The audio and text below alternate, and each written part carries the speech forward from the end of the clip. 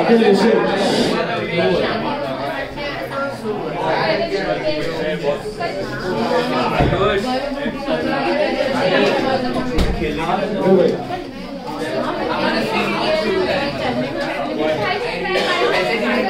चलो silence. Homework आया? तीनों method, LIFO, LIFO, weighted average, periodic और perpetual आया? मिला कि नहीं? चलो सुनो, बहुत बकवास है। श्रुति, बहुत बकवास। चलो अभी यहाँ पे ध्यान। अभी सुनो।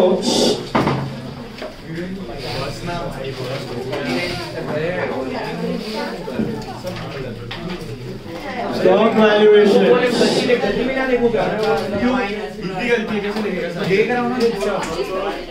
एक क्वेश्चन ही है।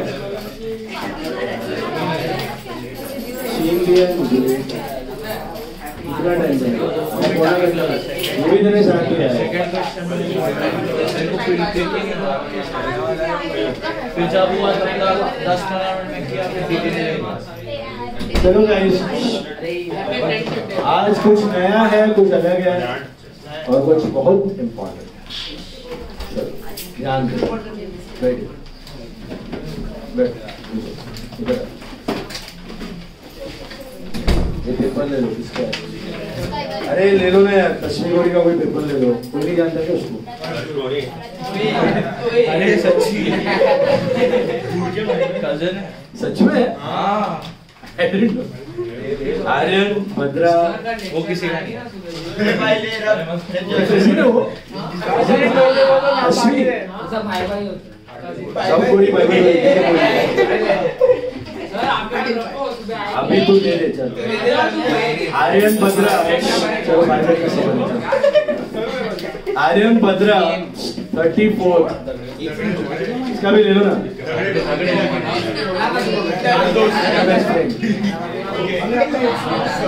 चलो डिग्री दो।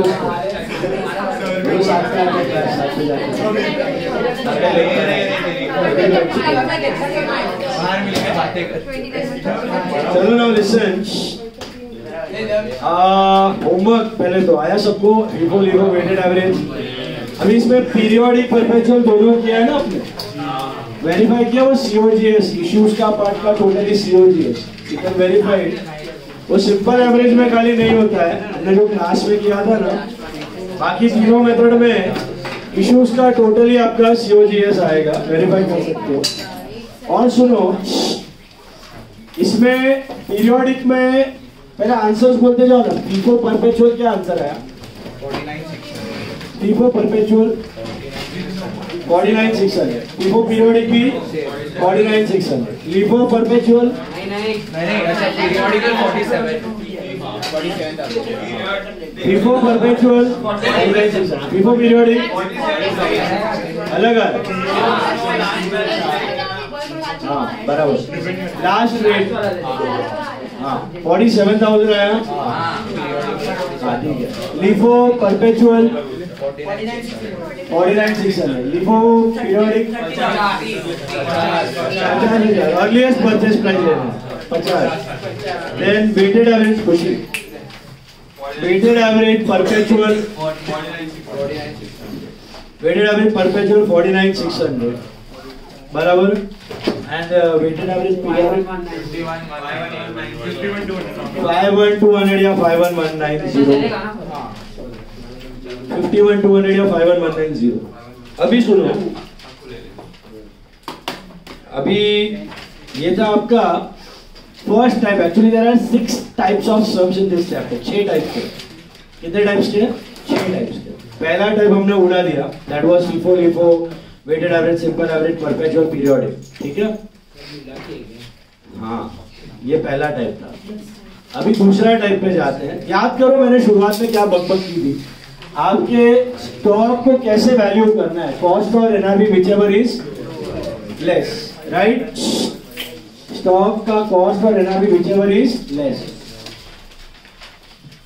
तो एनआरवी तो बहुत सिंपल है, आपको ऐसी मार्केट प्राइस देख के पता चल जाता है कि सेलिंग एक्सपेंस कितना होगा, हटाओ एनआरवी मिल गया।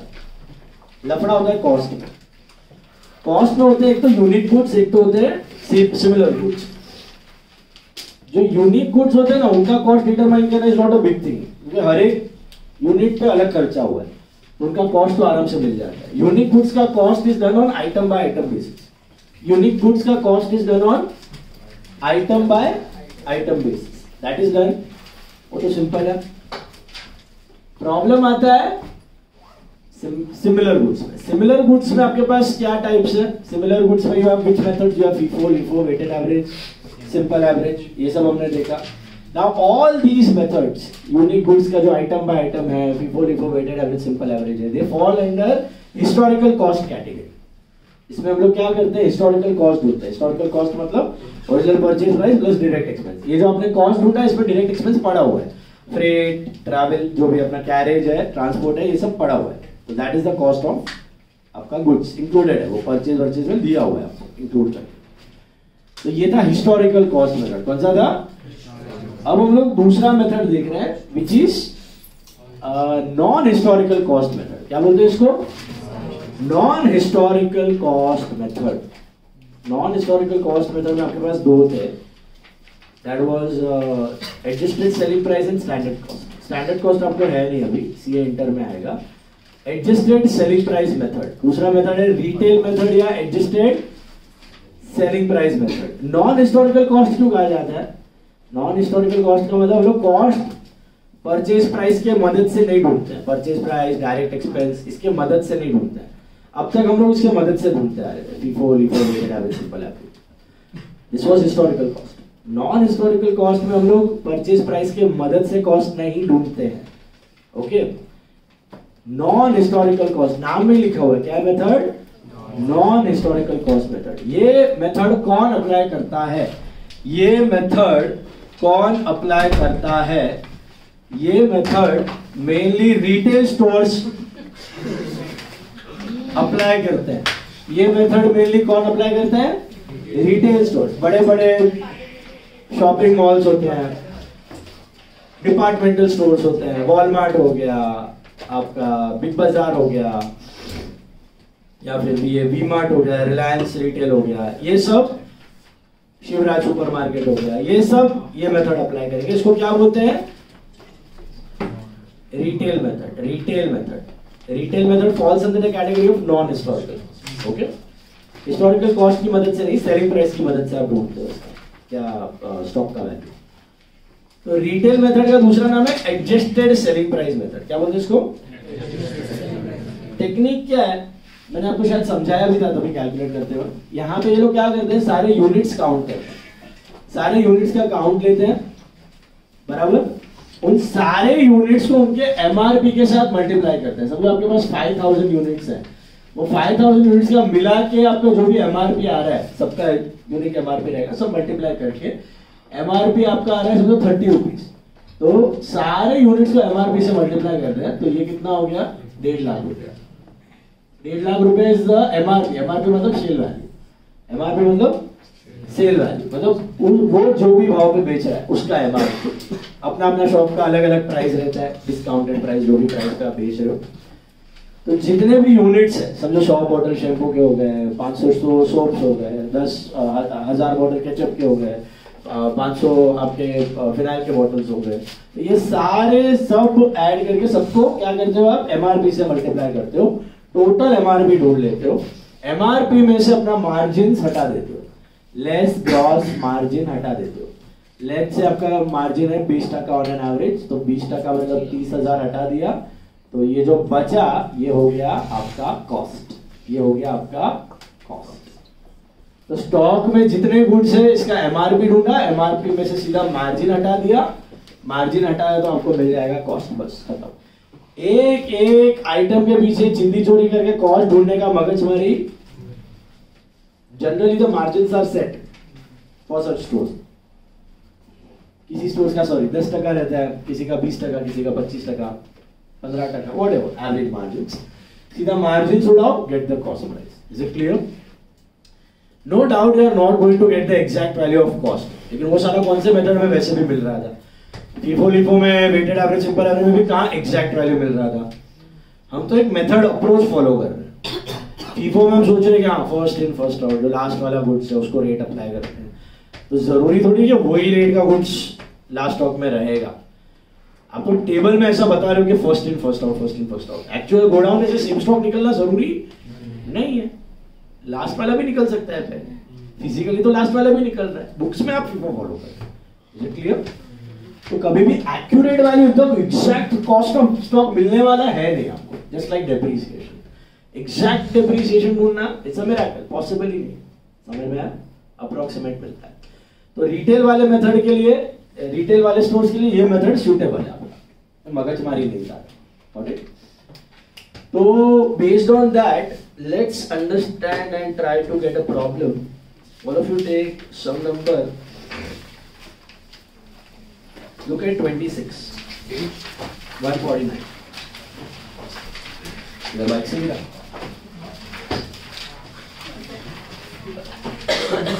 26th sum, page 149. Page 149, sum number 26. See, look at 26th sum. From the following information, calculate historical cost of the inventories using adjusted selling price method. Mila? What is an adjusted selling price method? It is nothing but your retail method. Okay? Retail method, adjusted selling price, same. Let's understand this method. जाएगा side में निकल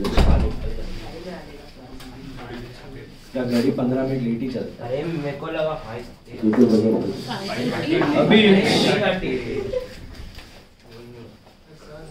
वो वही 15 minute late ही चलता है, सवेरे भी 15 minute late ही आता है। किधर टाइम फाइन भी भरा है, बड़ी वर्ष में 400 रुपये उसका फाइन भी दिया, अक्कल ही नहीं, बहुत पैसा है। देखो इधर सेल्स ड्यूरिंग द ईयर, क्या डेटा दिया आप पढ़ो ध्यान से। सेल्स दिया आपको 2 लाख, कॉस्ट ऑफ परचेज दिया है 2 lakh, opening inventory is nil, closing inventory at selling price 50,000। अब क्या है, ये मेथड है बड़ा ही चिंदी देखने में कि भैया सेलिंग प्राइस मिल गया, मार्जिन हटाया तो कॉस्ट मिल गया, इसमें है क्या पूछने लायक। तो ये लोग आपको ये मार्जिन नहीं देते, तो आपको बोलते हैं कि ढूंढो, पहले मार्जिन ढूंढो, फिर मार्जिन की मदद से आप स्टॉक का कॉस्ट ढूंढो, ऐसा बोलते हैं। तो ठीक है, हम मार्जिन भी ढूंढ लेंगे, बहुत सिंपल है। देखो मैं आपको बोलूं कि मैंने ये समझो ये ट्रेडिंग अकाउंट है, ठीक है, हाँ ट्रेडिंग अकाउंट है, ध्यान से देखना बोल के। आपका ओपनिंग स्टॉक समझो नील है, आपका परचेज है समझो 2 लाख, ओके, आपका क्लोजिंग स्टॉक है 50,000 और आपका सेल्स है 2,50,000। It's a separate example, not related to this, okay. या ओपनिंग स्टॉक को भी कुछ वैल्यू दे देते हैं, लेट्स से इट इज 20,000। तो what is your EP? GP is 2.53 lakh minus 80,000। समझ में आया कैसे घूमता? क्रेडिट माइनस डेबिट, 3 लाख का सेल है, 220 का कॉस्ट है, 80,000 का प्रॉफिट है। अगर मैं आपसे पूछूं what is my gross margin, what is my gross margin, तो ग्रॉस मार्जिन कैसे ढूंढोगे? GP upon net sales into 100। Gross margin मतलब gross profit related to sales, 80 upon 2.5 lakh into 100 which is I think 32%। Is that right? 80,000 upon 2.5 lakh into 100 is 32%. 32% is my gross margin, right? मिल गया? अभी कैसे ढूंढा? Profit upon net sales into 100, ठीक है? अब इस सम में देखो क्या डेटा दिया है, सिमिलर सा डेटा दिया है लेकिन एक चेंज कर दिया है वो लोग ने। क्या चेंज किया देखते हैं। इस सम में अभी आपको क्या हो रहा है, यहाँ पर जो आपको डेटा दिया है क्वेश्चन में, उसमें मैं अगर आपको बताऊं, यहाँ पर एक ट्रेडिंग अकाउंट बना लूं तो ओपनिंग स्टॉक है नील, ओके। परचेज दिया हुआ है आपको कितना, 2 लाख है ना। सेल्स दिया हुआ है आपको 2 लाख है, और क्लोजिंग स्टॉक दिया हुआ है 50, बराबर है मिला। तो ग्रॉस प्रॉफिट आएगा 50, बराबर है। तो what is the gross margin, 50,000 upon 2 lakh into which is this is wrong, ये रॉन्ग है। ये क्यों रॉन्ग है यहाँ पे बताओ। यहाँ पे ग्रॉस मार्जिन 25% नहीं है। हाँ हाँ हाँ, क्लोजिंग स्टॉक कौन से प्राइस पे रहता है normally, lower. Cost of selling price which ever is, तो कॉस्ट ही कम रहता है। मार्जिन पे बेचते तो कॉस्ट ही कम रहता है, तो ये कॉस्ट प्राइस पे रहता है। यहाँ पर सेलिंग, यहाँ पे क्लोजिंग स्टॉक किस वैल्यू पे दिया हुआ है, सेलिंग प्राइस। क्योंकि दुकान में जो काउंटिंग करके आपको स्टॉक मिला है ना, उसका कॉस्ट आपके पास है नहीं। सारा कॉस्ट होता तो ये मगजमारी नहीं थी, क्योंकि कॉस्ट ऑफ स्टॉक तो ढूंढना है, कॉस्ट ऑफ स्टॉक तो ढूंढना है। तो उन्होंने काउंट किया और उनको स्टॉक मिला है, लेकिन stock is at selling price. Selling price मतलब उन्होंने एमआरपी से मल्टीप्लाई किया हुआ है, तो एमआरपी वाला प्राइस है 50। मतलब क्या, मतलब ये जो प्रॉफिट मार्जिन है 50,000 का जो प्रॉफिट है, that is not only on these goods, it is there on these goods as well. So आपका टोटल जो 50,000 प्रॉफिट है ना, वो इसका भी है और इसका भी, क्योंकि ये भी जो है ये कौन से प्राइस पर कोट हो रहा है, सेलिंग प्राइस पे हो रहा है। कौन से प्राइस पे हो रहा है, सेलिंग प्राइस पे हो रहा है। बात समझ में आई। ये कॉस्ट प्राइस नहीं है, ये कौन सा प्राइस दिया हुआ है, सेलिंग प्राइस। तो ये जो मार्जिन आया है, ग्रॉस प्रॉफिट आया है, क्रेडिट माइनस डेबिट करके बराबर है। बट ये जो प्रॉफिट है ये खाली सेल्स के अंदर बैठा हुआ नहीं है, प्रॉफिट इसके अंदर भी बैठा हुआ है। दिस प्लस दिस दोनों मिला के ये प्रॉफिट मिला। तो जब आप मार्जिन कैलकुलेट करते हो तो you can do 50,000 upon 2 lakh, you have to do 50,000 upon 2 lakh plus 50, ये 50,000 upon 2 lakh 50 into 100. So here the margin is how much, 20%. The margin is 20%. Actual margin is 20%. मतलब इसके अंदर भी 20% मार्जिन है, इसके अंदर भी 20% मार्जिन है। कैलकुलेट करो, इसका 20% कितना होता है, 40,000। इसका 20% कितना होता है, 10,000। तब जाके ये प्रॉफिट मिला 50,000। 40 10 50, समझ में आया। तो ये जो ग्रॉस प्रॉफिट है ये सही ग्रॉस प्रॉफिट नहीं है, ये गलत ग्रॉस प्रॉफिट है। रियल ग्रॉस प्रॉफिट आपका क्या आएगा पता है, रियल ग्रॉस प्रॉफिट आपका इधर 2 लाख आएगा, इधर 40,000 आएगा, क्योंकि आपका ये कॉस्ट प्राइस पे होना चाहिए ना कि सेलिंग प्राइस पे। तो रियल ग्रॉस प्रॉफिट है आपका 40,000। Now you apply this formula, GP upon net sales into 100, 40 upon 2 lakh into 100, you'll get a margin of 20%. समझा? तो 100 बात की एक बात समझा मैंने क्या किया। Once again, इधर मैंने क्या किया, सीधा GP upon net sale into 100 लिया, क्योंकि ये जो था ये किस पे था, कॉस्ट प्राइस पे था। ये जो था कॉस्ट प्राइस पे था, closing stock was at cost price, but here the closing stock was at. तो प्रॉफिट खाली सेल्स के अंदर नहीं पड़ा, प्रॉफिट किसके अंदर पड़ा है, स्टॉक के अंदर भी पड़ा हुआ है, करेक्ट। तो स्टॉक के अंदर भी पड़ा है, तो मैं जब मार्जिन ढूंढेगा तब जीपी तो लिखेगा न्यूमरेटर में, बट डिनोमिनेटर में I can not write only sales, I have to write sales plus closing stock, क्योंकि मुझे ढूंढना है मार्जिन कितना है, परसेंटेज प्रॉफिट कितना है। तो formula is not GP upon sales into 100, formula is GP upon sales plus closing stock into 100. You get your margins. Now you apply that margin on closing stock. 50,000 में margin कितना था, 20%। तो 50,000 में 20% हटाओ तो कितना बचा, 40,000। तो ये आपका स्टॉक का कॉस्ट प्राइस हो गया, ये आपका स्टॉक का कॉस्ट प्राइस हो गया। और यहाँ पे आपका जीपी आ गया 40। ये रियल जीपी, वो फेक जीपी था, करेक्ट जीपी नहीं है।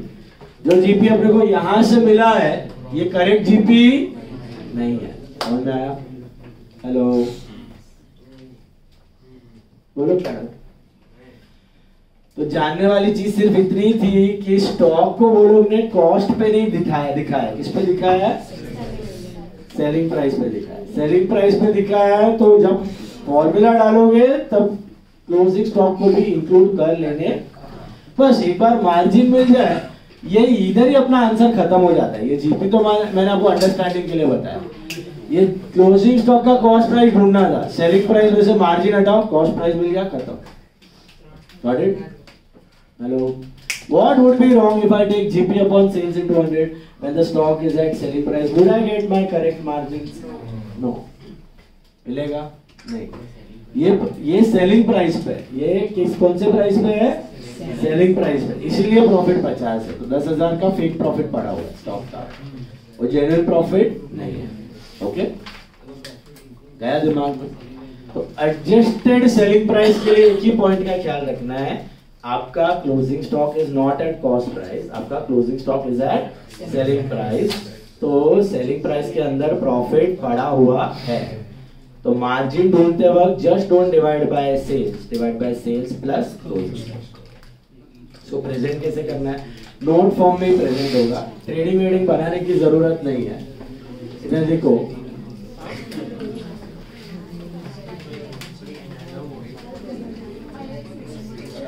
इधर मेंशन करो पहला sales,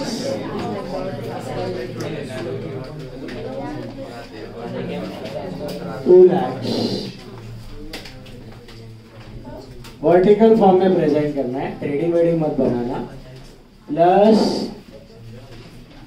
closing stock at SP is equal to 50,000। मिला? Sales plus closing stock at SP is equal to 2,50,000। मिला? माइनस ओपनिंग स्टॉक, जो आप ट्रेडिंग में करते थे वही किया है, खाली vertical form. Minus cost of purchase, minus cost of purchase. मिला? तो you get your gross profit. Gross profit. This is not actual, this is notional profit. Okay? Not actual profit. Notional profit is equal to 50,000. मिला? Got it? Not real profit, notional gross profit. क्यों notional लिखा है मैंने? any idea? हाँ, ये actual profit है नहीं business का। Closing stock is quoted at selling price. मिल गया?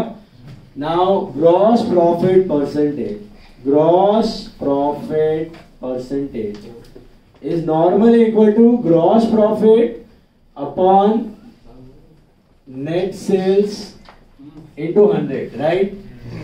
बट इधर क्या लिख देगा? Gross profit upon net sales plus closing stock into, which is 50,000 upon 2 lakh plus 50,000 into 100, which is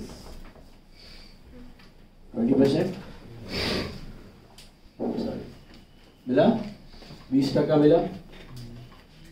बस एक बार ये मार्जिन मिल गया, therefore closing stock at cost is equal to 50,000 less 20% margin, which is equal to 40,000. 20% of 50,000, 20% हटा दो, your stock का cost price is just 40,000. Is it clear? हाँ, selling price कम रहा तो होगा तो नहीं तो बोलेगा वो लोग स्पेसिफिकली लॉस का है कुछ ऐसा कुछ। आपका ये इधर नेगेटिव में है, ग्रॉस लॉस आएगा, पर सेल्स बड़ा ज्यादा रहेगा। हाँ, नहीं क्यों, कैसा सब तुम्हारा लॉस में बिक रहा है ना, कॉस्ट परचेज ज्यादा है। अगर तुम लॉस ही बोल रहे हो ना कि सेलिंग प्राइस कम है, ग्रॉस प्रॉफिट ही है, सेलिंग प्राइस ऑफ स्टॉक कम, तो दे स्पेसिफाई वो तो स्पेसिफाई करना चाहिए। खाली स्टॉक का सेलिंग प्राइस कम है, ऐसा अगर कुछ नहीं दिया तो सारा ही सेलिंग प्राइस कम है। जब तक कुछ नहीं दिया है मतलब selling price is more than cost. Got it? Logic समझा इसका? हेलो, स्टॉक नॉर्मली कॉस्ट पे होता है, क्यों सेलिंग प्राइस पे दिया है? क्योंकि इन्होंने एमआरपी से मल्टीप्लाई किया, यूनिट्स लिया, एमआरपी से मल्टीप्लाई किया, स्टॉक मिल गया, दे दिया आपने। उसके मदद से प्रॉफिट ढूंढा, प्रॉफिट को लेके आपने मार्जिन ढूंढा। मार्जिन ढूंढते वक्त खाली ये ध्यान रखना है, take both sales and closing stock. Got it? ये रियल प्रॉफिट नहीं है। Can you tell me what is the real profit? 40। That is the actual profit, loss profit. Stock will be at cost price. सीधा उसमें से margin हटा दो। Sir इधर अगर 50,000 कम होता मतलब कॉस्ट, सेलिंग प्राइस कम है तो 50,000 ही डिवाइड कर 2 लाख से।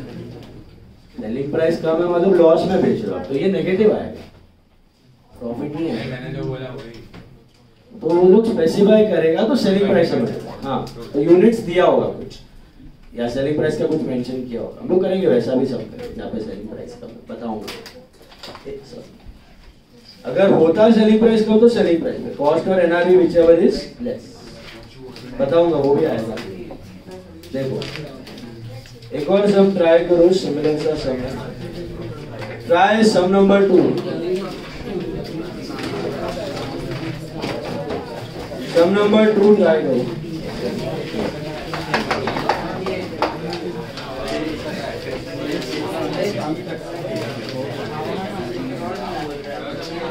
क्वेश्चन 2 ऐसा ही वर्टिकल नोट बना के करना है, simple. Question 2 adjusted selling price method, come on try. Question 2, हाँ आवाज क्या बदलना है?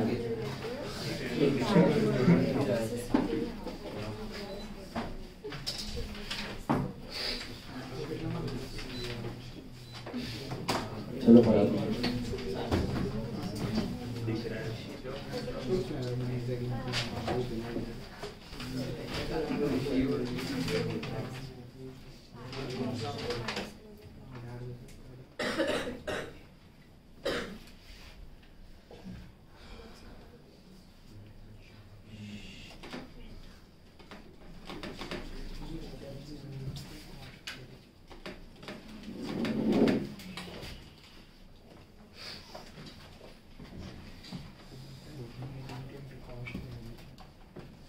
ओपनिंग तो कॉस्ट पर ही रहेगा, क्लोजिंग खाली सेलिंग प्राइस पर है। इधर भी देखो क्लोजिंग सेलिंग प्राइस पे दिया हुआ है, दिख रहा है? हेलो, ओपनिंग सब कॉस्ट पे ही रहेगा, तो इधर क्या करने का, ओपनिंग में वैल्यू आ जाएगा, बाकी सब नॉर्मल है। सर अगर इधर ये क्लोजिंग सेलिंग पे है, नेक्स्ट ईयर भी ओपनिंग सेलिंग पे रहेगा ना? कर दिया ना, अभी वही तो ढूंढ रहे हो। अगर फाइनल अकाउंट जब बनाओगे ना तो क्लोजिंग स्टॉक 50 नहीं डालोगे, 40 ही डालोगे। ये बिफोर फाइनल अकाउंट्स आप ही को बोल रहा है कि you calculate the cost and put that cost in the final accounts. अभी तक फाइनल अकाउंट्स नहीं बने। स्टॉक बुक्स में it's not at 50, it's at 40 now. आप चेंज करके 40%। That's what we are calculating. तस्वीर से आर्यन सिटी का और एक Did you get the margin? 41.96%. Did you get that? 41.96. Just subtract 41.96% from your 60,000. 3482. That's the cost price. 3482. आया भेजे में ये लो गाजी गाजी तो डन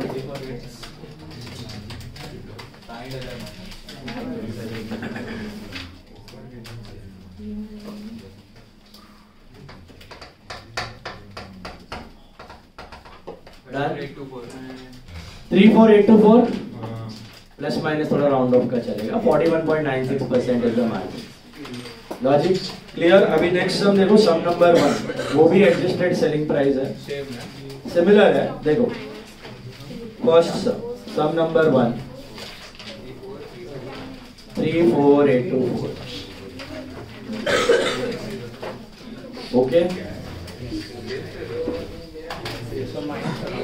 हाँ हाँ हाँ,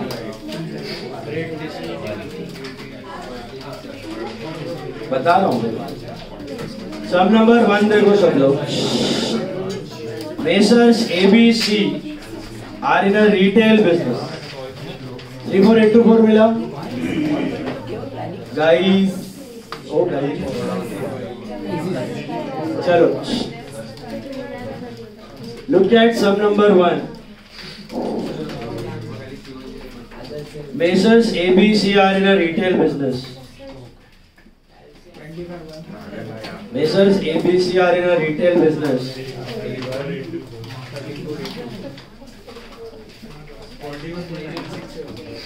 Following information are obtained from their records for the year ended 31st March 2016. Bela? Hello? Goods received from suppliers subject to TD and taxes. TD is 5%, duties are 12.5%. 18 lakh पे TD और taxes है, कैसे ढूंढोगे actual purchase? Minus कर, दोनों minus करना है कि minus एक प्लस करना है? एक माइनस एक प्लस। TD माइनस होएगा, duties प्लस होएगा, बराबर है? हेलो, लॉजिक समझा? ड्यूटीज कॉस्ट को बढ़ाएगा, टीडी घटाएगा। पहले टीडी माइनस करोगे, ड्यूटीज ऐड, पहले टीडी माइनस फिर ड्यूटीज ऐड। ये ड्यूटीज नॉन रिफंडेबल होना चाहिए।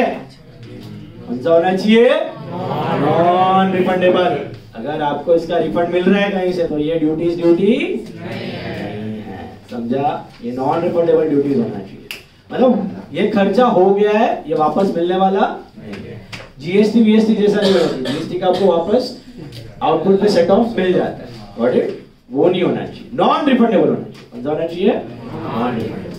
तो कुछ नहीं दिया तो नॉन रिफंडेबल ही अज्यूम करते हैं। तो बहुत सिंपल है, परचेज जब लिखोगे, कहां मर गया ये?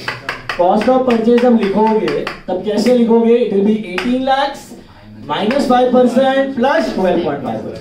बाकी तो सब दिया। पैकेज एंड ट्रांसपोर्टेशन क्या करूं? मतलब इधर से माइनस, ट्रेडिंग का ही खर्च है, पैकेज एंड ट्रांसपोर्टेशन, समझा? सेल्स पता है आपको 27, selling price of closing inventory पता है, सब पता है। मार्जिन्स मिलेगा, मार्जिन से क्लोजिंग स्टॉक का कॉस्ट करो। खाली कॉस्ट ऑफ परचेज लेते वक्त याद रखना to subtract 5% and add 12.5%।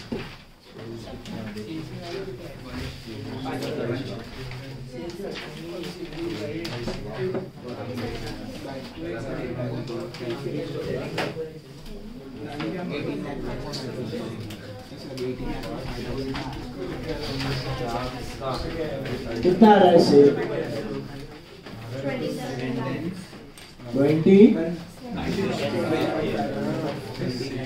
27 lakh. Stock and selling price कितना है? 4,50,000।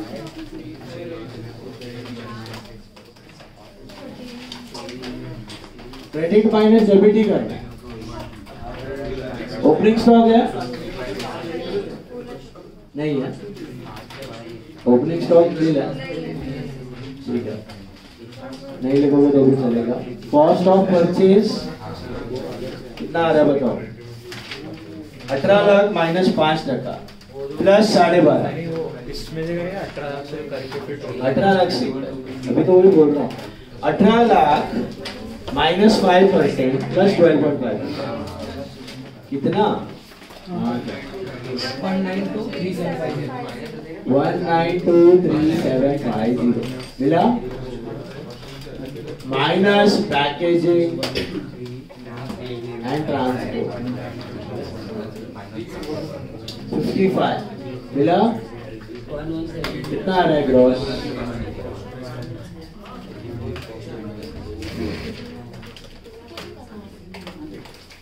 चलो करो, ये कैसे आया समझा?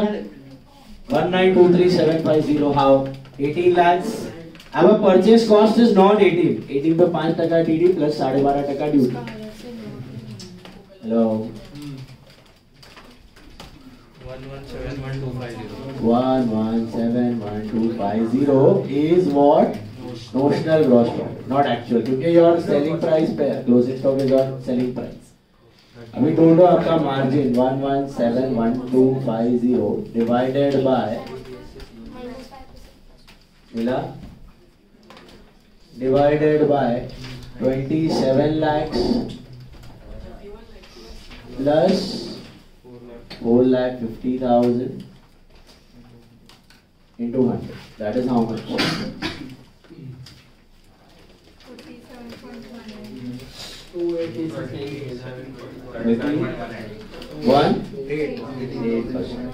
37.18% आपका 4.5 लाख में से हटा दो।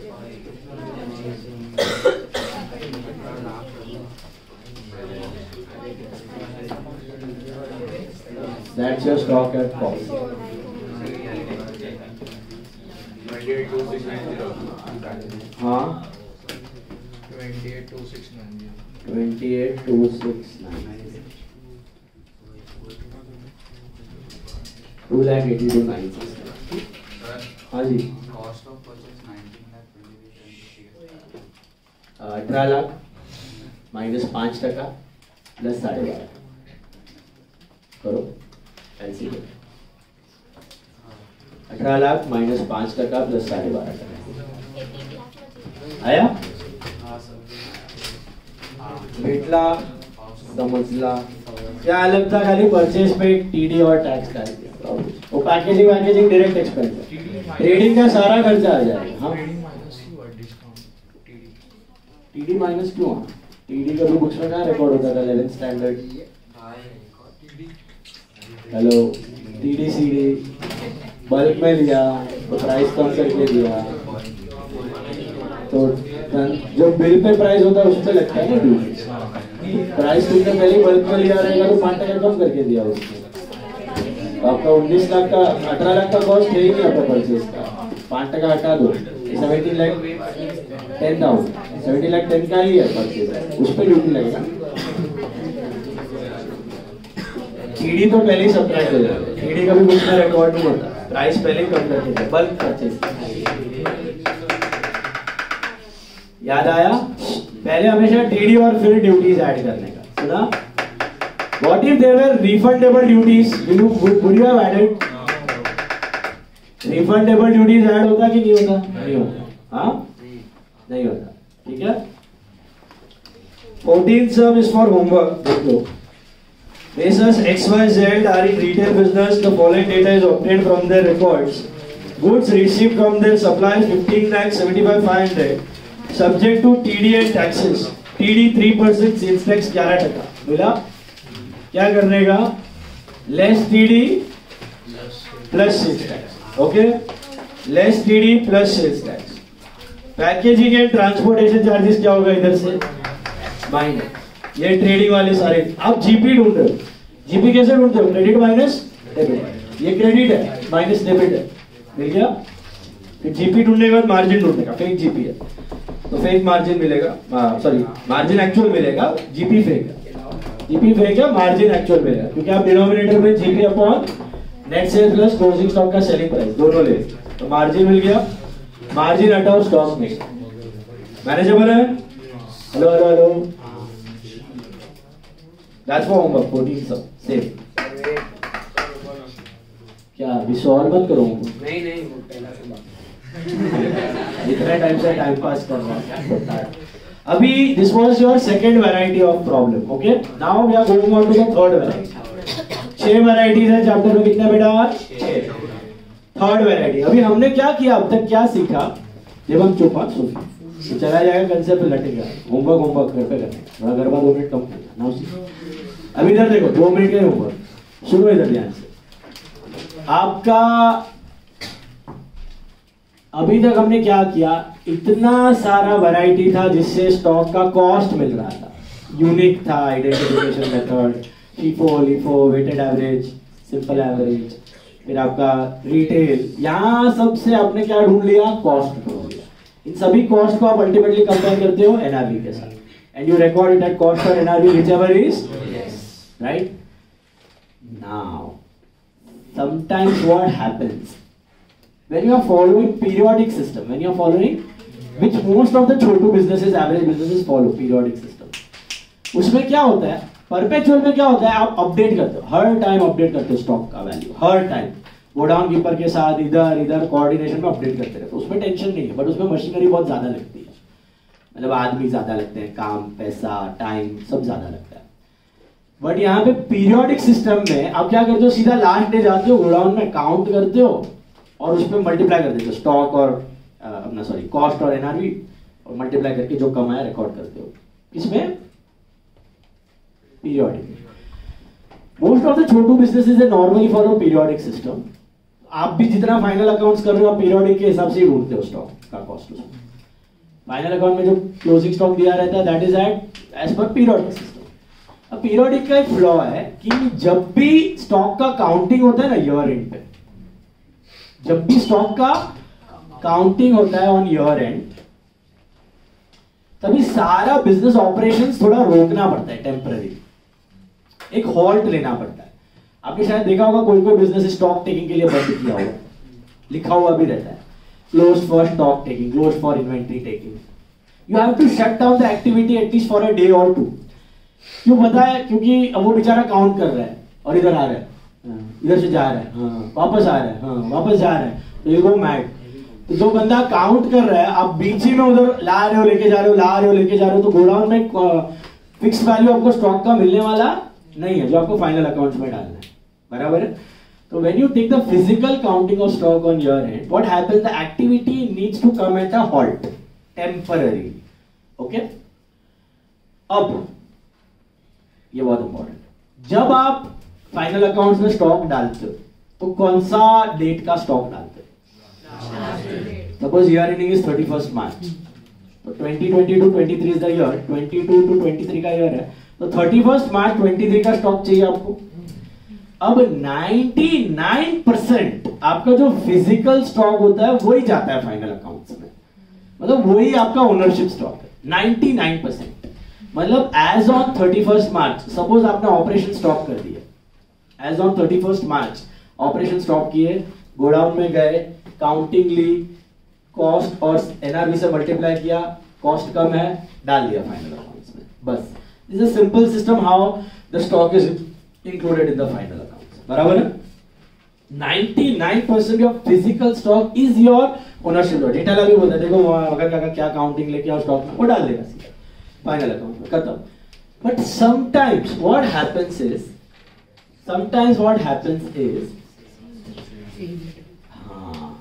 सेल्स रिटर्न हो गया है, सेल्स रिटर्न हो गया है, मतलब आपने डेबिट नोट रिसीव कर लिया है, क्रेडिट नोट सेंड कर लिया है, माल आना बाकी है।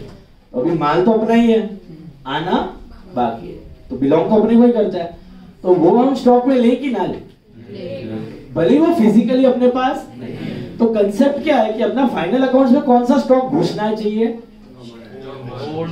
ओनरशिप स्टॉक घुसना चाहिए, ना कि ओनरशिप स्टॉक होना चाहिए। फिजिकली वो माल भले अपने पास ना हो, बट ओनरशिप हमारी होनी चाहिए, ओनरशिप हमारी होनी चाहिए, दैट इज इंपॉर्टेंट। से फॉर एग्जांपल हमने किसी को कंसाइनमेंट में गुड्स भेजा है।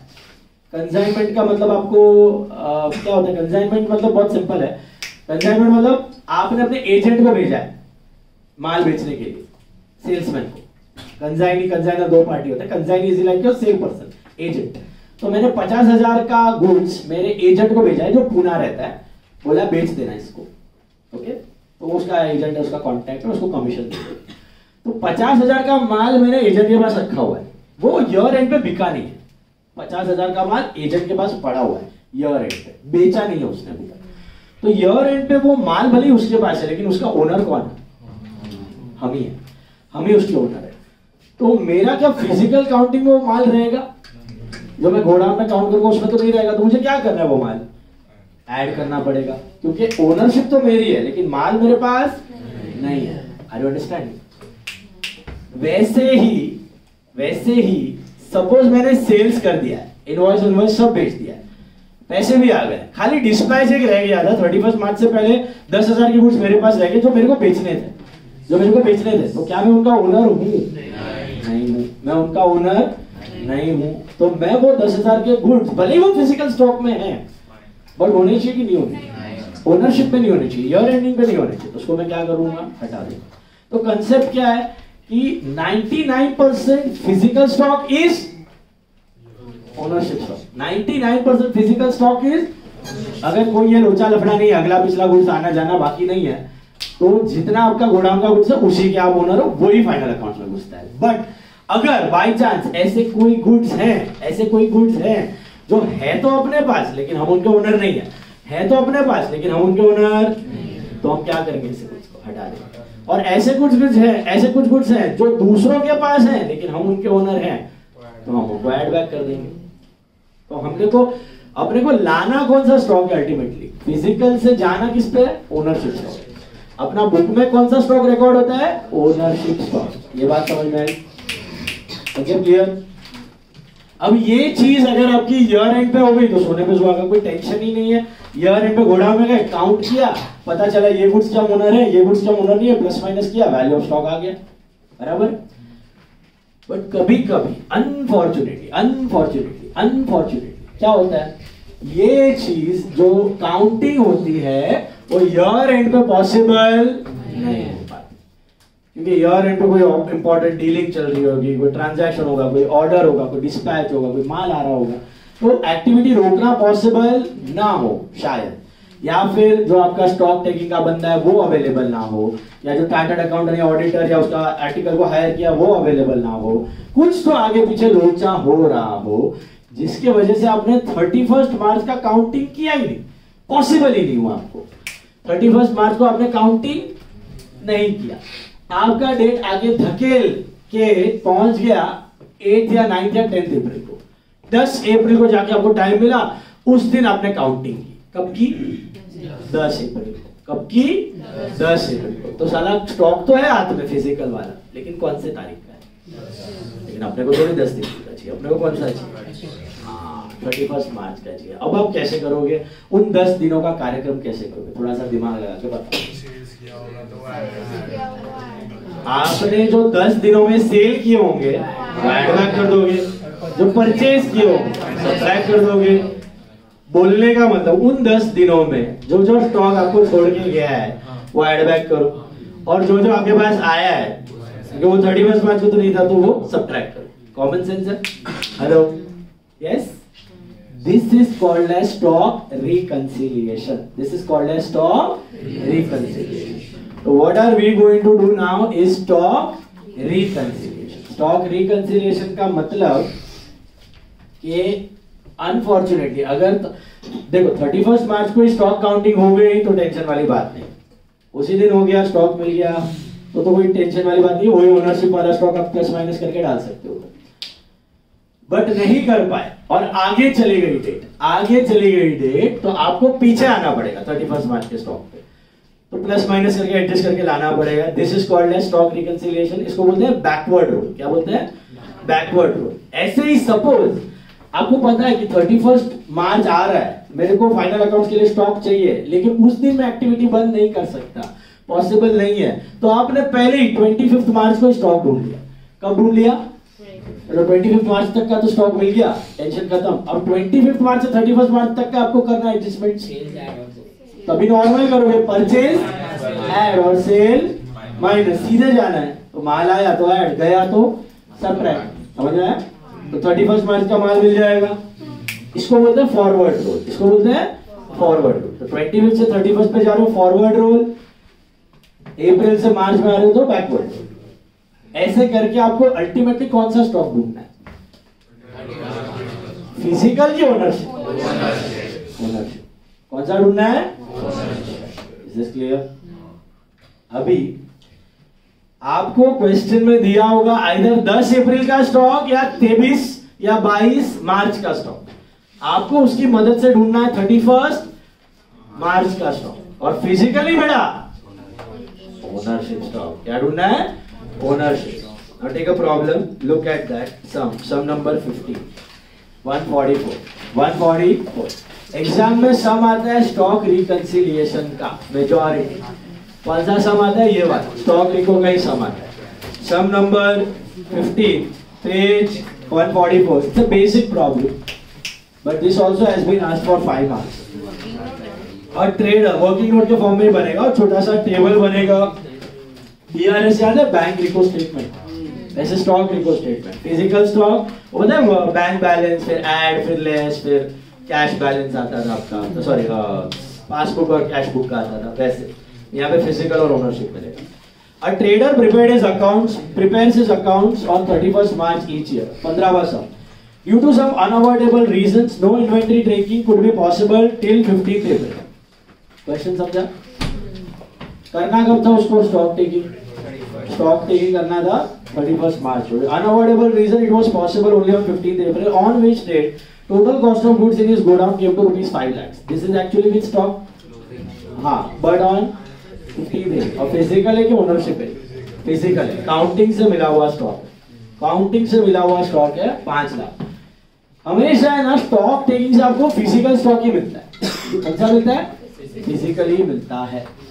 The following facts were established between 31st March and 15th April. Sales 4,10,000 इन 2 तारीख के बीच में हुए थे. परचेजेस इन 2 तारीख के बीच में इतने हुए. सेल्स रिटर्न हुए थे इतने. Goods are sold by the trader at a profit of 20% on sales. You are required to ascertain the value of stock on 31st March 2017. मिला? आपको क्या करना है, 15 अप्रैल से उस स्टॉक की मदद से आपको ढूंढना है stock on 31st March, but कौन सा वाला, फिजिकल की ओनरशिप? ओनरशिप. इसके लिए ना 2 मैं महामंत्र ब्रह्मास्त्र आपको दे रहा हूं. ये ब्रह्मास्त्र महामंत्र आप एकदम बुझा लो. मतलब ये रटना नहीं है, यही कंसेप्ट है. ये 2 मंत्र ही इसके कंसेप्ट है. ये आ गया तो खत्म, लाइफ जिंगा लगा सा. Any time sum of reconciliation मस्के में सॉल्व हो जाएगा. देखो लिख के रखो किधर. आपको स्टॉक रिकंसिलिएशन का कोई भी प्रॉब्लम आएगा, स्टॉक रिकंसिलिएशन का कोई भी प्रॉब्लम आएगा, अगर आपको स्टॉक रिको का प्रॉब्लम आए, फिजिकल टू ओनरशिप स्टॉक ढूंढना है, ओके, इधर भी लास्ट पेज पे नोट्स में इधर भी अच्छे से लिख के रखो. ओके, अगर आप फॉरवर्ड रोल कर रहे हो, बैकवर्ड रोल कर रहे हो, डजंट मैटर. उसमें ये वाला सिस्टम सबके लिए शाश्वत एकदम. Okay, same rule is applicable to everything. आपको कोई भी ट्रांजैक्शन मिले, you have to ask 2 questions. You have to ask 2 questions. Question 1, are you the owner of these goods on your end? Are you the owner, beta? Owner of these goods on your end, beta? Your end. Are you the owner of these goods on your end? कोई भी transaction reconciliation का दिखे, उससे ये सवाल पूछने का, Are you the owner of these goods on your end? Your end का आप इसके ओनर हो कि नहीं? Second one, are these goods included? Are these goods included in physical inventory? Are these goods included in physical inventory on the date of stock taking? On the date of stock taking. Are these goods included in the physical inventory on the date of stock taking? पहला question है, are you the owner? बेटा owner, इधर physical inventory का बात नहीं हो रहा है. Are you the owner on your end, yes और no? And are these goods included in the physical inventory? दूसरा क्वेश्चन ओनरशिप का बात नहीं कर रहा है, फिजिकल इन्वेंट्री का बात कर रहा है. Are the goods included in physical stock? Are the goods included in physical stock on the date of stock taking? On the date of stock taking. On the date of stock taking. मतलब इतना ध्यान रखना है, इतना पूछने का, क्या मैं इस गुड्स का ईयर एंड पे ओनर हूं कि नहीं? और दूसरा सवाल, क्या ये गुड्स फिजिकली थे क्या स्टॉक टेकिंग के दिन? सवाल समझ में आया? Ownership on your end, physically on stock take. Ownership on your end, physically on stock taking, 100. Ownership on your end, physically on stock. Physically on your end important नहीं है. Ownership on stock taking date important नहीं है. Ownership on your end, physically on stock taking. Ownership on your end, physically included in stock taking date, yes or no? If the answer to both these questions, ऐसा लिखना. If the answer to question 1 and question 2 is yes, yes. If the answer is yes, yes, then no effect. कुछ नहीं करने का, note में डाल देने का. If the answer to question 1 and question 2 is no, no. If the answer is no, no, no, no, so then also no effect. उसको note में डाल देने का. Okay. If the answer to question 1 is yes, but the answer to question 2 is no, yes, no, तो उसको add कर देने का. And if the answer to question 1 is no, but to question 2 is yes, then उसको minus कर देने का. Simple. If the answer to question 1 is yes, question 2 is yes, no effect. Question 1 no, question 2 no, no effect. ये note में चला जाता है. Question 1 yes, no plus no, yes, minus. इतना ध्यान रखना. Yes, yes, no effect. No, no, no effect. Yes, no plus no, yes, minus. बस संपला. देखो अभी ये चिंदी तो ऐसे ही लॉजिकली एकदम आराम से हो जाएंगे. थोड़े कॉम्प्लिकेटेड वाले होंगे ना, तब आपको ये रूल थोड़ा अप्लाई करके सोचना है. देखो ध्यान से देखो. पहले हम लोग एक नोट बनाएंगे. क्या बनाएंगे बेटा? नोट. जैसे हम एरोस बनाते थे बीआरएस पे. हेलो. तो yes no is the answer to this question. भाई ये क्वेश्चन पूछोगे ना, इसका आंसर यस और नो है. Yes no plus no yes minus. Yes no plus no yes minus. Order important है. क्वेश्चन 2 पहले पूछ लिया और खत्म. अब बच्चों बोलो. पहले 1 है are you the owner, and फिर फिजिकल स्टॉक में इंक्लूडेड है. ओके पहले ये फिर ये. देखो अभी पहला सम है, sum number 15. Physical stock as on कभी कैलकुलेट किया आपने गोडाउन में जाके? 15 अप्रैल को आपको कितना माल का वैल्यू आया? 5. अब ये ओनरशिप है कि फिजिकल स्टॉक? Physical stock. ठीक है. फोकस. अब आपको दिया गया कि 15 अप्रैल और 31 मार्च के बीच में कुछ तो ट्रांजैक्शन हुए. हाँ देखो परचेज हुआ है, तो प्लस करो कि माइनस? पक्का? क्योंकि फॉरवर्ड मतलब 31 मार्च के बाद परचेज किया ना, तो यहाँ पे पड़ा है, वहां पे तो नहीं होगा, तो माइनस. तो लेस परचेजेस. लेस परचेजेस कितना है? कैश क्रेडिट से फर्क नहीं पड़ता है. कितना है टोटल? 50 इंक्लूडिंग है वो, तो 50,003. कैश क्रेडिट परचेज से फर्क पड़ता है? अपना तो गुड्स से मतलब है ना, गुड्स है. ओके. दूसरा सेल्स. क्या करूं? ऐड करूंगा कि माइनस? अच्छा क्यों?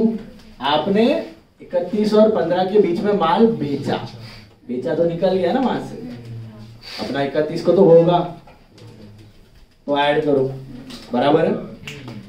अच्छा ऐड किया सेल्स, बट वो सेल्स है ना, सेल वैल्यू पे रहता है हमेशा. आपको इसके लिए नीचे मार्जिन दिया है. यहाँ पे मैं कौन सा वैल्यू करूं? स्टॉक में एडजस्टमेंट चल रही है, तो सेलिंग प्राइस पे करूं कि कॉस्ट प्राइस? Cost price. कौन सा प्राइस बेटा? क्योंकि ये सारा क्या चल रहा है मगजमारी आपका, स्टॉक का वैल्यू ढूंढने का चालू है. Stock is always valued at cost और एनआरवी व्हिचएवर इज लेस. तो ये सारा चीज हमेशा कौन से वैल्यू पे रहेगा? कॉस्ट पर. तो sales at CP. Sales at CP. CP कैसे ढूंढोगे? कितना है मार्जिन? 20% है. तो सेल्स वैल्यू कितना दिया आपका? Very profit on sales. Sales पर तो सीधा माइनस करो ना. 4,10,000 माइनस 20%. 4,10,000 minus 20% margin. कितना होता है 3,28,3,28 मिला। Hello hello. Then there is sales return also. Imagine करो 31 मार्च और 15 अप्रैल के बीच में सेल्स रिटर्न आया, तो माल इसके अंदर आके घुसा पड़ा 5 लाख के अंदर, क्या ये 31 मार्च के स्टॉक में होगा? तो क्या करो? Minus sales return. Sales return भी कौन से प्राइस में होता है? Just like sales, sale value पे होता है, तो उसका मार्जिन हटा के कॉस्ट प्राइस ढूंढ लो, बराबर है कितना होता है ये 8। ऐसे भी कर सकते हो या फिर एक और टेक्निक है अपना, ऐसे भी कर सकते हो C+P SP। Profit is on sales, तो सेल्स 100, प्रॉफिट 20, कॉस्ट 80। तो इसके नीचे लिखो 4,10,000, तो ये कितना, और इसके नीचे लिखो 10,000 सेल्स रिटर्न का, तो ये कितना, तो ये ऑटोमेटिकली आ जाएगा, समझा? हेलो। 80 का 100 है तो इसका कितना, ऐसे भी कर सकते। हेलो। ये आंसर सेम ही आएगा 3,28,000 और 8,000, समझा? प्रॉफिट ऑन सेल्स था तो 80 + 20 है। बस ये सब करने के बाद कितना आ रहा है? 7,660. This is what ownership stock as on 31st March. Sir इसमें ओनरशिप का तो कहीं कुछ मेंशन नहीं था। मैंने क्या बताया स्टार्टिंग में 99% of physical stock will B ownership. इधर कुछ नहीं दिया था, जो हमारा फिजिकल स्टॉक है वही हमारा ओनरशिप स्टॉक। तो देखो इसी चीज को हम लोग रूल अप्लाई करके देखते हैं। पहला वाला आइटम क्या था? परचेज कब हुआ था? 31 और 15 के बीच में। टेक अ रैंडम डेट, 5 तारीख को परचेज किया। Are you the owner of these goods on 31st March? No. Are these goods included in the physical inventory on 15th April? Yes. No. Yes. Second one क्या है? Cell कब हुआ था? Imagine करो 5 तारीख को। 5 तारीख को बेच दिया। Are you the owner of these goods on 31st March? Yes. तभी तो बेचा 5 तारीख को।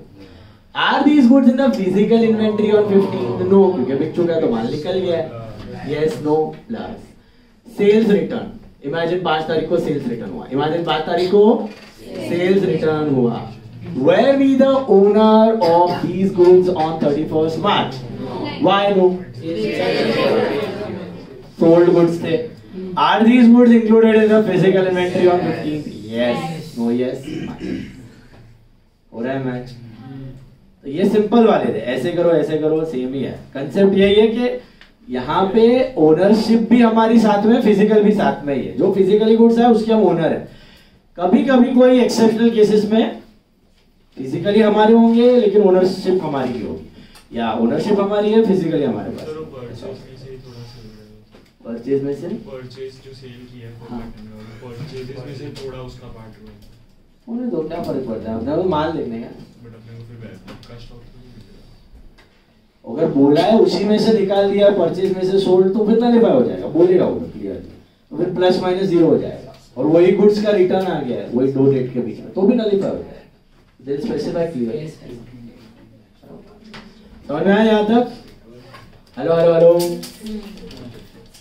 क्वेश्चन से करो कि ऐसे करो, आंसर सेम ही आने वाला है। कभी कभार अटकोगे तो क्वेश्चन है तुम्हारे बैकअप के लिए। देखो ट्राई सम नंबर। अच्छा इसका मेन स्टेटमेंट है, ये आपका वर्किंग नोट में कॉपी कर लो। Okay C+P SP। अब आपका मेन आंसर जो है you have to make a statement. इसको बोलते हैं statement of calculation of closing stock. Statement of calculation of closing stock. This is number, particulars, वो आपका नोट है, अमाउंट ये दिखेगा आपको एग्जैक्टली BRS के जैसा। BRS याद है? Exactly like BRS। इधर लिखने का physical stock as on 15th April 20 whatever it is. 15th April 2017 5 lakhs. Outer column इसमें लिखने का add, याद है उसमें लिखते थे add फिर less फिर final value, तो add में क्या लिखने का sales during the period at CP, sales during the period at CP 3,28,000. और कुछ ऐड किया है नहीं, तो यही खींच लो बाहर 3,28,000. सब टोटल लिखना याद है, उधर सब टोटल लिखते थे BRS में.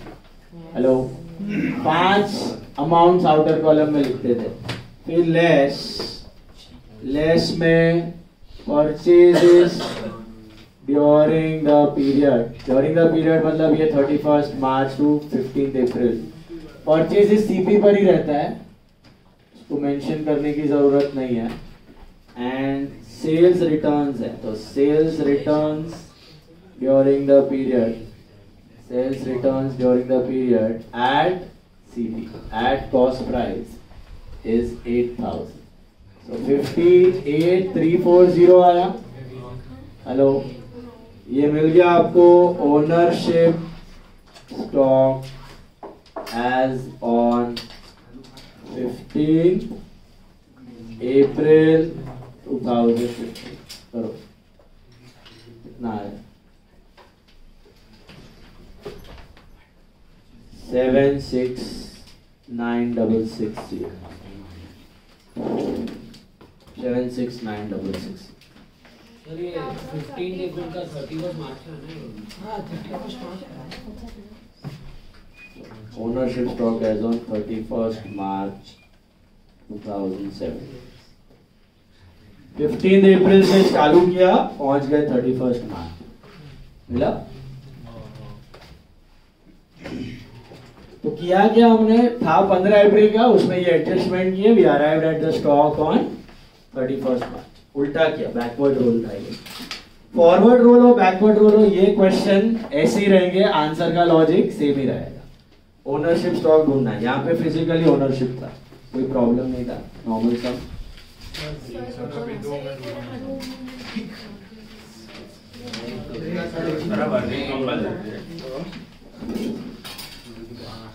कंपल्सरी मतलब हर साल आता ही है ऑलमोस्ट एक क्वेश्चन. 4th क्वेश्चन ट्राई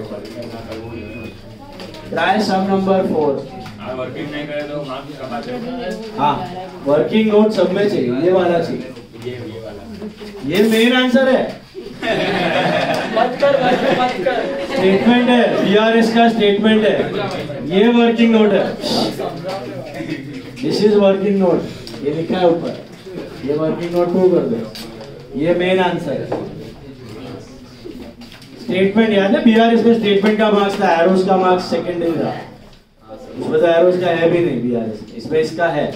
ये वर्किंग नोट, ये मेन आंसर. सम नंबर 4 मॉड्यूल सब इज्जत से करो. मेरे को बोलो ना, 4-5 जन है. तत्व, हाँ हो गया, तत्व सिद्ध, तस्वीर, आर्यन और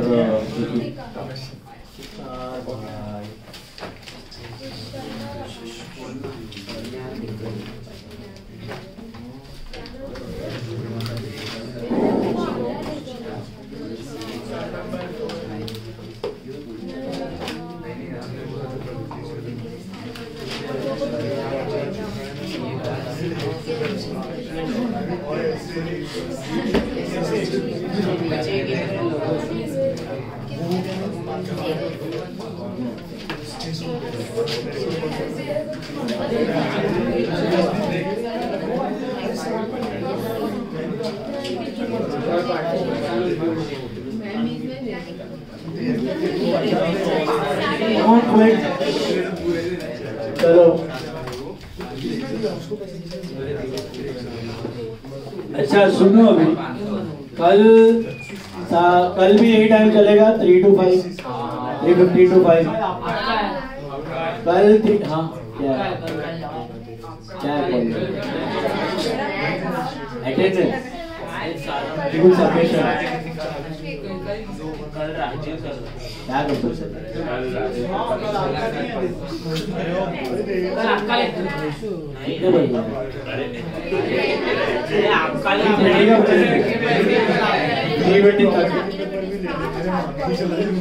सच्ची बोलो, तुम्हारा शक्ल से नहीं लगेगा।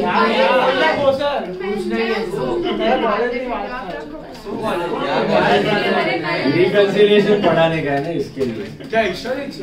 नहीं नहीं, but we are planning to keep it थोड़ा आगे पीछे। और किसको प्रॉब्लम है कल? फ्राइडे मैच, फ्राइडे लॉ रहेगा, थर्सडे मैच रहेगा, जल्दी रहेगा। हाँ भाई, कल है ना, we are planning to keep कल और थर्सडे और फ्राइडे भी जल्दी रखने का प्लान कर रहे हैं। फ्राइडे को मत फ्राइडे एग्जाम है जल्दी कैसे? कौन सा एग्जाम? हमारा अरे यार लास्ट डे भी चालू है। क्या टाइम है? 1 से 4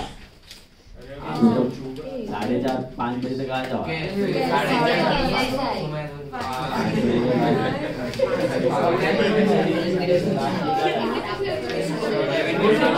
थोड़ा जल्दी खत्म करके आ जाओ।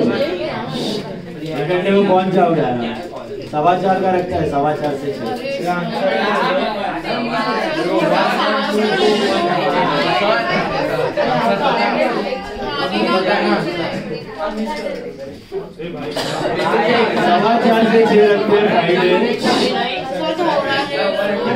बट सुनो अभी, कल है ना, I am keeping from 4:15 to 6, 4:15 to 6, 3 to 5, 3:15 to 5। करो, एक दिन ट्राई करो, होता है तो ध्यान से वीडियो से करो।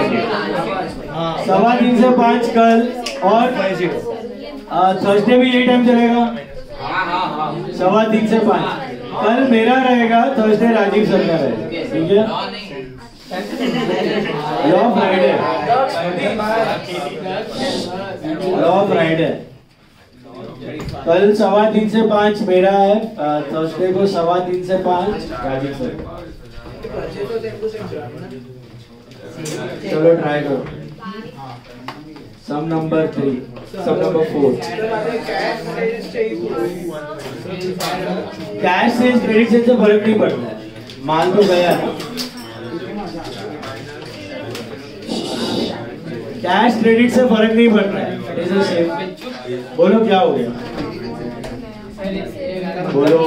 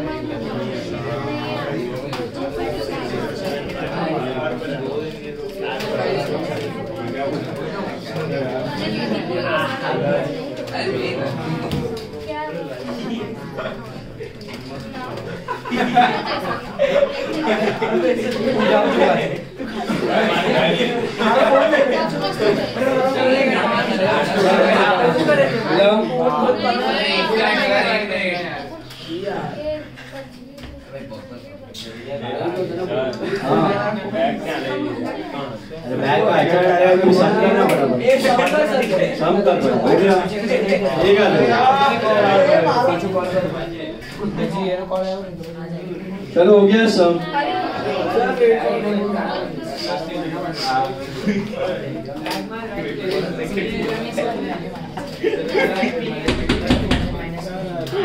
मस्ती मत करेगा। नाइस।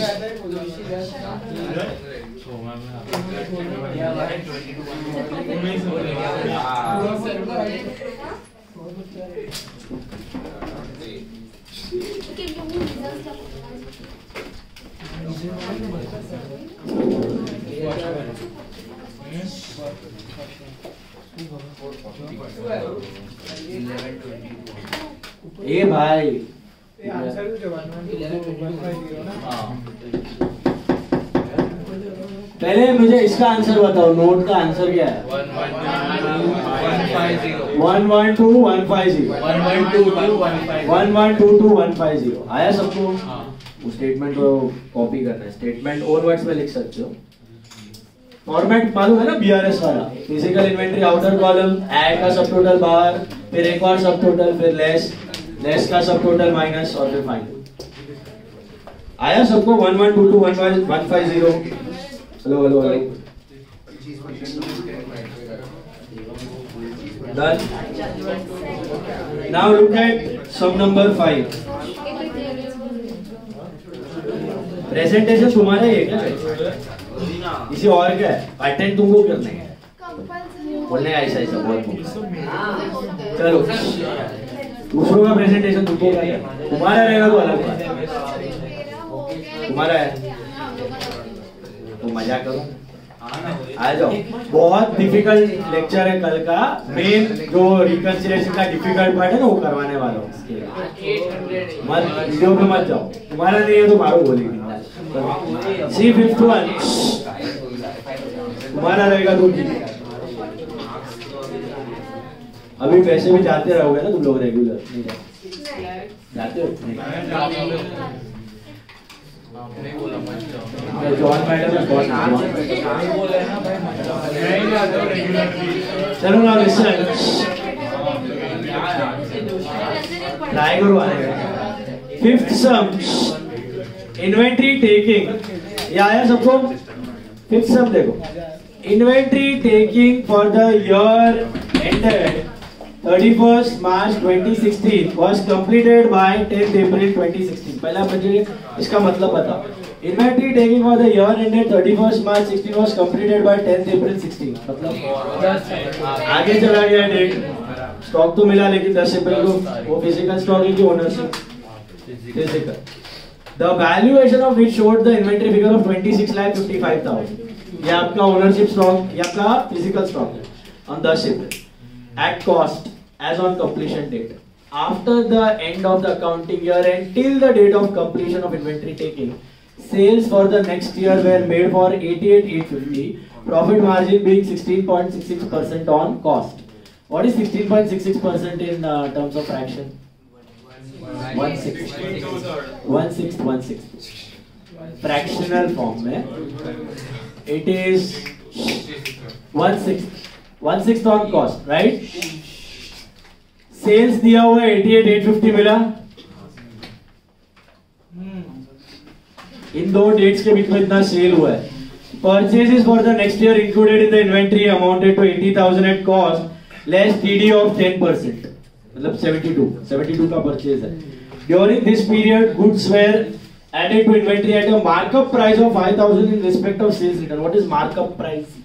सेलिंग प्राइस था 5,000, सेल्स रिटर्न सेलिंग प्राइस पर ही रहता है, परचेज और परचेज रिटर्न कॉस्ट प्राइस पर रहता है। After inventory taking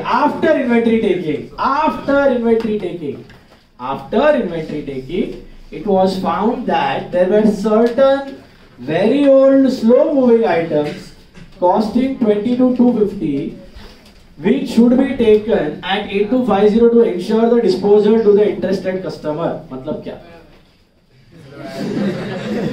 means what? Certain items worth 22,250 must be taken at 8250 to ensure the disposal to the interested customer। वापस पढ़ो। स्टॉक टेकिंग के बाद आपको पता चला कि there were certain slow moving items old 22,250 का जिसका वैल्यू अभी लेना चाहिए 8250 टू इंश्योर दैट 22,250 माइनस 8250 जो डिफरेंस है वो। हाँ, मतलब बेसिकली आपका स्टॉक को किस पे वैल्यू करना है यहाँ पे? एनआरवी, पूरा नहीं। 22,250 का स्टॉक का एनआरवी कितना चल रहा है? Market price 825। खराब आइटम है, पुराना आइटम है। 22,250 का वैल्यू अभी हो चुका है 8250, तो आपको जो डिफरेंस है वो क्या करना पड़ेगा? माइनस, इतना स्टॉक का वैल्यू घटा देना। ये ट्रांजैक्शन नहीं है, स्टॉक मिलने के बाद पता चला गॉट इट? स्टॉक मिलने के बाद पता चला कि कुछ आइटम का वैल्यू ज्यादा ले लिया, मार्केट प्राइस उनका कम है, कॉस्ट और एनआरवी व्हिचएवर इज लेस, तो लोअर वैल्यू लेना पड़ेगा। ओके। दूसरा, due to heavy floods certain goods costing 25,800 were received from the supplier beyond the delivery date of the customer. As a result, the customer refused to take the delivery, and the net realizable value of these goods is estimated to be 15,500 on 31st March. Same ही है, sales return नहीं है, वही है। आपका जो goods था कितने का था? I think 25,800 का, वो लेट आया। 25,800 का goods लेट आया। 25,800 का माल, ये भी वही कंसेप्ट है, सुनो पढ़ो उसको ध्यान से। आपका पहला वाला स्टॉक का कंसेप्ट या 15,500 का गुड्स था, कितना था पहला वाला?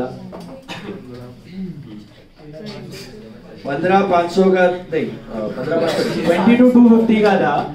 ऊपर वाला पढ़ो, 22,250 का था, जिसका एनआरवी कितना था?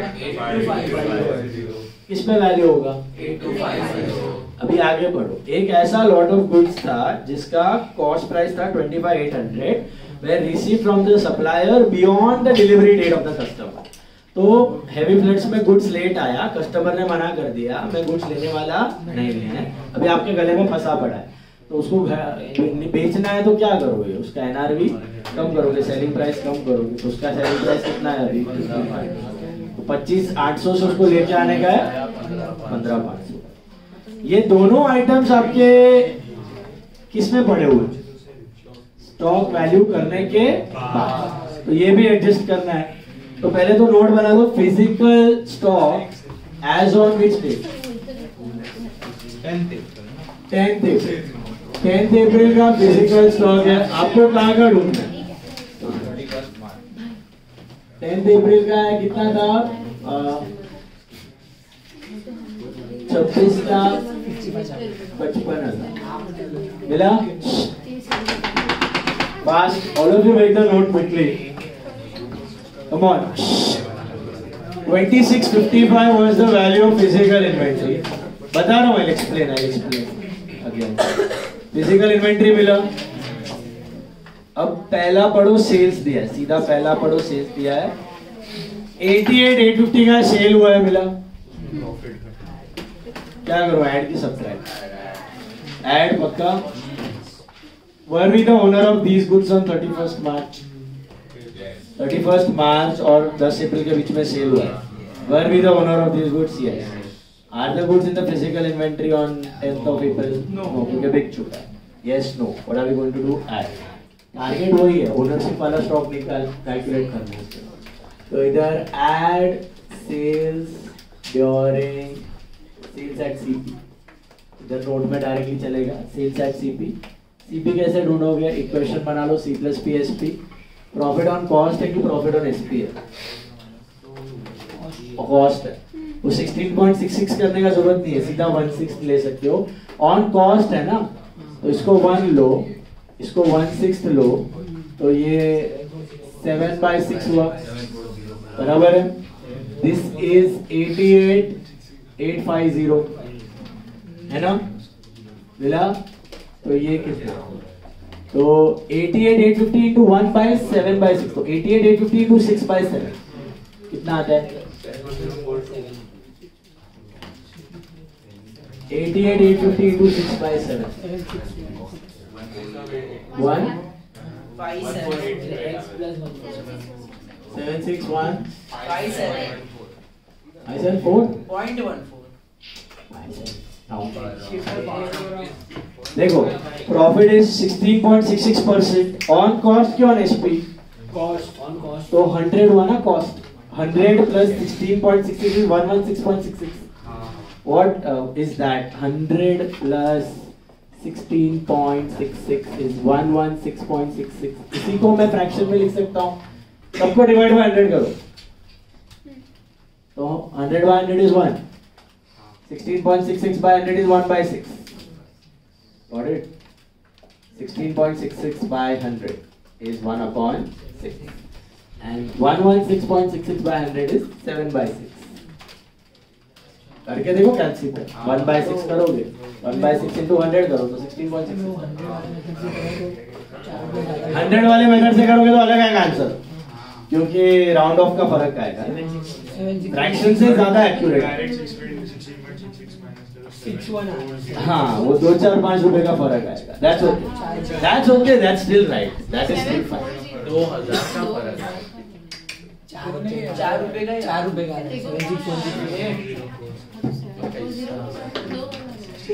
2000 का नहीं आएगा 4 रुपए का हाँ 8 उसको n तक टाइप करो कैलसी पे 16.66 पूरा खत्म होने तक कर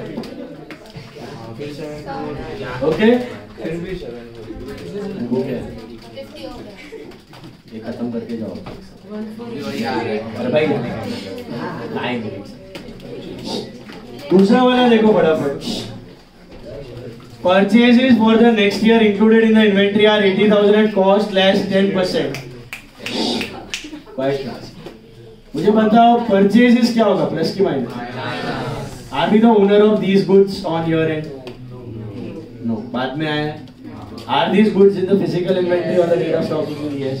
तो minus purchases वो at cost ही रहने वाला है. Amount is 72,000 मिला. तीसरा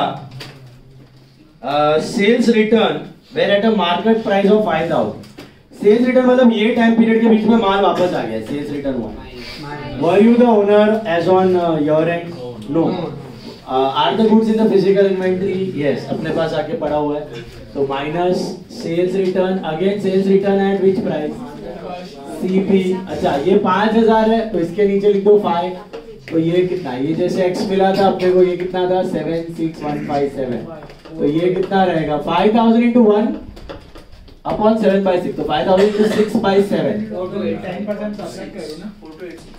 4 to 86 इसमें 10% सब्ट्रैक्ट होगा टीडी का इधर 4 to 86 आया ये सब करने के बाद आपको एक स्टॉक का वैल्यू आ गया बट फिर पता चला अरे ये स्टॉक में तो दो खराब आइटम्स पड़े हैं पहले वाले खराब आइटम का कॉस्ट प्राइस था 22,250 लेकिन वो स्लो मूविंग होने के वजह से अभी कितने में बिकेगा 825 तो कॉस्ट से ज्यादा में बिकने वाले ही कम है तो हमें उसको बनाना है 8250 तो 22,250 से बनाने का उसको 8250 तो कितने से घटाना है 14,000 तो यहाँ पे लिखने का स्टॉक रिटर्न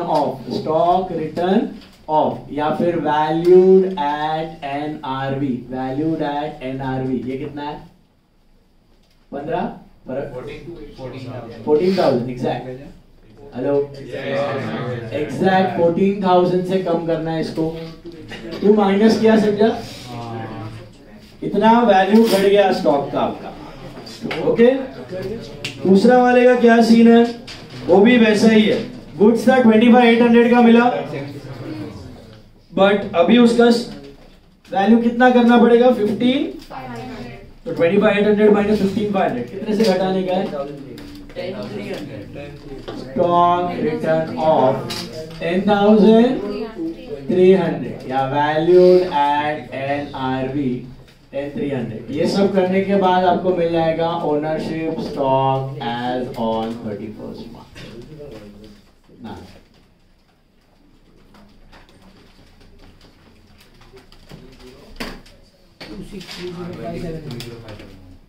कितना 263057 ऊपर लेने का 2650 26,30,571 ये बना लो फटाफट स्टेटमेंट 2655 का है 2655 का है सेल्स इसमें प्लस क्या हो रहा है एक सेल्स हो रहा है बस बाकी सब माइनस तो एक सेल्स एट सीपी कितना है आपका 76157 इसको खींच लो बाहर ओके एंड देन लेस का लंगर है पूरा पहला purchases during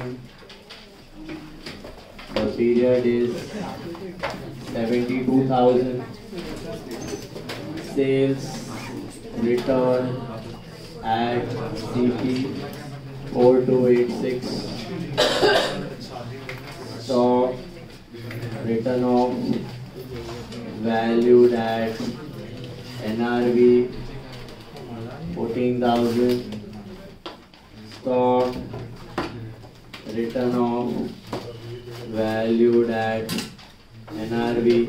इसके जगह आप क्वेश्चन भी छाप सकते हो, slow moving items valued at NRV, late delivery items valued at NRV चलेगा, या फिर सीधा stock return off valued at NRV। ये सारा का सब टोटल कितना आ रहा है बाहर, चारों का?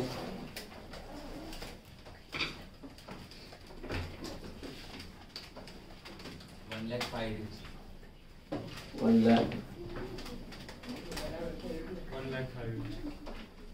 1,005,86 तो फाइनल वैल्यू आना चाहिए 26,30,571। ओके 26,30,571। 16 सम खुद से करना है हम लोग बात। 16 सम खुद से संभाल के जाना साइड पे ना। 16 सम अभी कर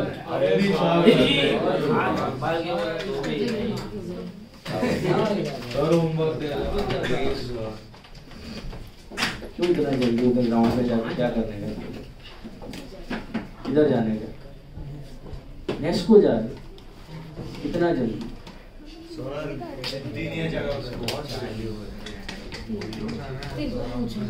बट 8 बजे तो खुलता है ना ग्राउंड, चल फुल जगह ही जगह है, तेरे पास है क्या? 7 o'clock ओपन हो जाता है।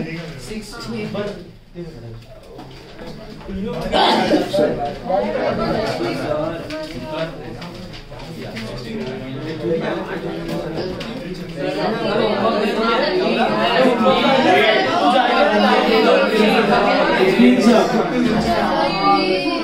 सर प्लीज होमवर्क 5 मिनट्स हो गए।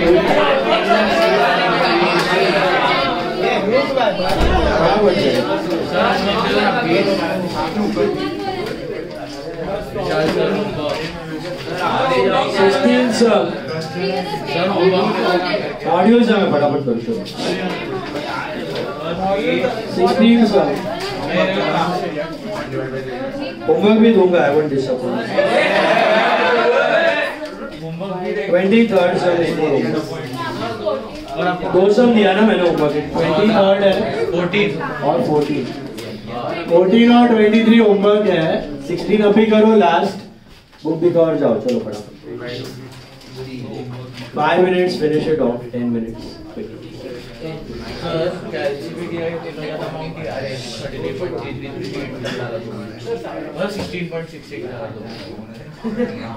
क्या अभी वो सेल में से माइनस किया ना 16.66%, वो गलत ही अमाउंट है।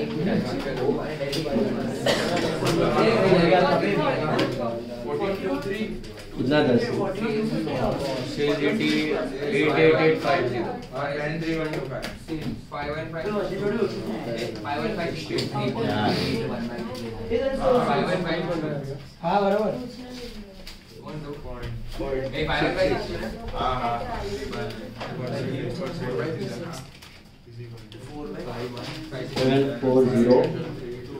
तो उधर अलग है ना वो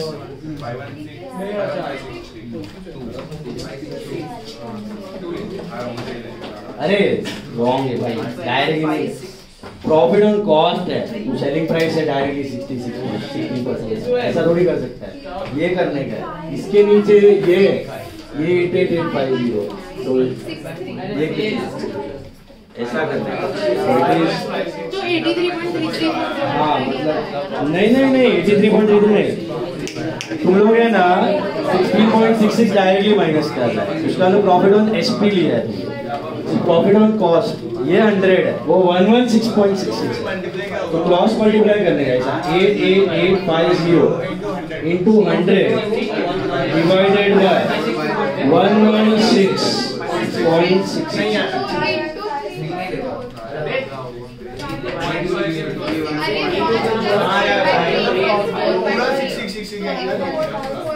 recurring 8850 to 100 divided by 16.116.6 point तक 60। आपको फर्क सब एक guys 1 minute profit on cost और प्रॉफिट ऑन एसपी में फर्क समझा? प्रॉफिट ऑन एसपी में क्या 100 होता है एसपी, प्रॉफिट ऑन कॉस्ट में कॉस्ट 100 होता है, समझा? इधर प्रॉफिट ऑन कॉस्ट था तो 100 प्लस 16.66 इज 116. अभी करके जाओ पूरा 16 सब में मार्जिन देखो कितना दिया है, मार्जिन इज 33.33% ऑन कॉस्ट. तो what you will take 100 cost plus 33.33 is 133.33. What is the fractional form of 33.33? 1/3. 1 plus 1/3 is 4/3. Easy हो गया. इसमें 6875 200 अपॉन 133.33. या फिर ऐसा करना into 1/4. ऐसा जमता है. 515 कैलसी तो है. पहला मेरे को नोट का आंसर बोलो फिर पढ़ना पड़ेगा.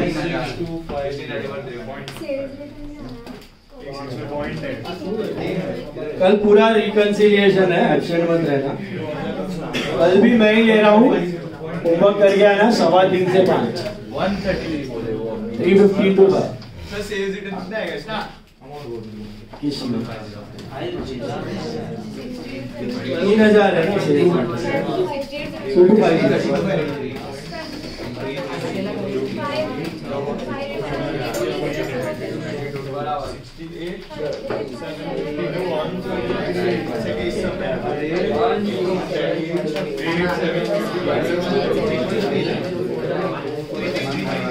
माइनस नहीं डिवाइड है.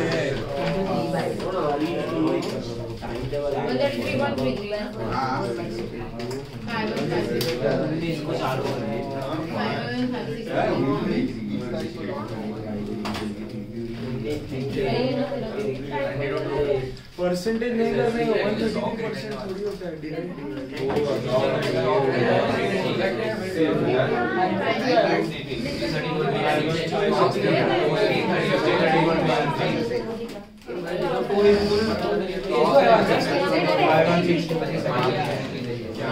अरे सॉरी क्या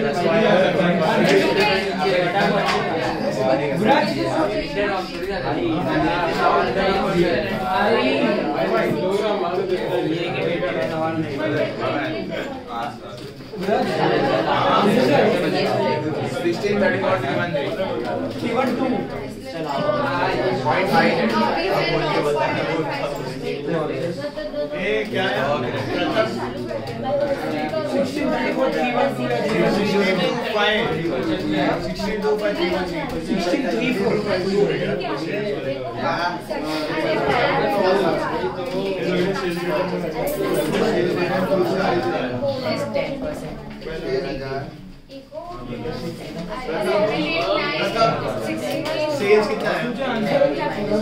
5.562. हाँ परचेज 10% माइनस. हाँ 9,000 का अभी आ जाएगा. हो गया क्या है आंसर? 1634312. 1634312. Please check.